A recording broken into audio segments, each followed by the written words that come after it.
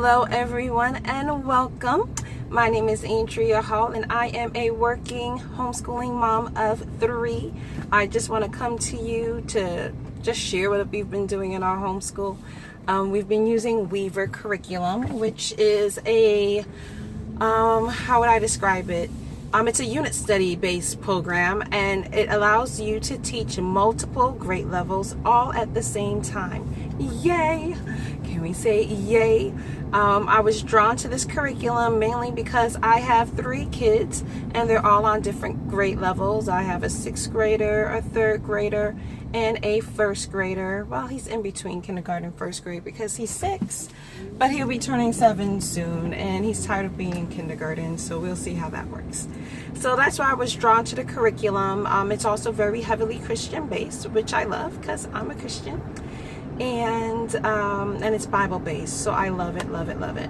So we are going into, we started in August, so this is the end of September, so we are coming up on the ending of our 2nd month using Weaver. So I just want to give you a quick update as to how things are going. I still like the curriculum. I am still using it. One of the things I did see the need for, and maybe it's the math teacher in me, I like to kind of have a summary. Like a assessment, because in between units, unit 1 consists of 2 chapters, chapter 1 and chapter 2, and in between chapter 1 and chapter 2 I kind of felt like there needed to be like I needed some sense of completion. Right? I needed to make sure the kids, we talked about a lot of things in chapter 1 and we were talking about a lot of things in chapter 2, and I wanted to make sure I wanted to know what they remembered, what they learned. So what I didn't get from Weaver, what I didn't buy from Weaver when I first got the curriculum, was they had like these questions, like end of chapter assessment. So you could actually order it, and they would tell you the questions to ask for each different grade level, right? As you are creating kind of like I guess an exam for the end of the unit or the chapter. So I hadn't at first, and I decided that it was worth getting. So I went ahead and got that, which I thought was really cool because you were able to kind of, you knew what questions that you should ask your kids to make sure they remembered. And it was really good to see that they remembered and that they learned a lot. So of course you don't have to get that. I just decided to get it because I kind of wanted that sense of completion for myself. So we did that, and that was really cool. And it also serves as a really good review. To be honest, when we got to chapter 2, I was not as diligent as I was with chapter 1. Chapter 1, I think we really just got stuck in chapter 1. So chapter 2 was a little bit slower for us, slow going, but we still did have fun. I think what got us caught up in chapter 1 was learning about the history of the city. So if you're in volume 1, chapter 1, it asks you to research the history of your city. Well, we live in Douglas County, and Douglas County, well, we live in Lithia Springs, but Lithia Springs isn't like its own city anymore. They had a mayor for a little bit, then they dissolved and became incorporated again, and then they dissolved. So they've really just been, sucked up by Douglas County. So finding out the history of Lithia Springs within Douglas County and the history of the Indians was actually very exciting. And because of that, we learned more about Sweetwater Creek. I did not know that it was an Indian territory, that's where the Cherokee Indians were before the Trail of Tears. And then we started kind of going down I wouldn't call it a rabbit hole, but yeah, we kind of just started exploring that concept even more because, especially with Thanksgiving coming, we kind of gloss over that, right? Like, what did the Native Americans actually go through while during that time period?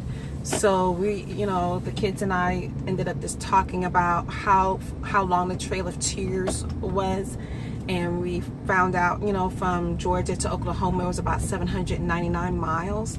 And then we started talking about, okay, well, how long would it take us if we had to walk 799 miles? Because that's what they had to do. They had to walk that. So we started talking about that, and then that allowed me to integrate the math. So, I'm all about making those connections and math in real life.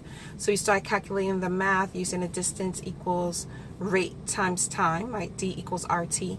So I taught Avion, my oldest, how to do that, and we calculated the miles. And I'm sorry that it's dark. I wanted to get the video out, so I'm doing it a car video. So we calculate the distance equals rate times time, and we calculate, I think we said for us it would probably take us as a family to walk 15 minutes. It will take us 15 minutes to walk 1 mile. So when we did all the math, I think it came up to like 11,000 something minutes to walk the Trail of Tears. So, you know, I really made that connection to them because they don't like walking that much. I mean, they do, but walking around the neighborhood is a whole lot different than walking the Trail of Tears, and especially in the winter time. So we talked about that as well, the time period. So we kind of started going through all those things, which took longer, of course, and so it took us longer to go through the rest of the unit, but we are having fun. And I love the fact that Weaver, I feel free. I feel that freedom to be able to do that with Weaver and not feel pressed to have to, oh, you've got to do this, you've got to do that, right? So that's been pretty cool. So that's my little update. Again, if you're using Weaver, again, some of it is a little outdated, so I still sometimes Google. Google's amazing.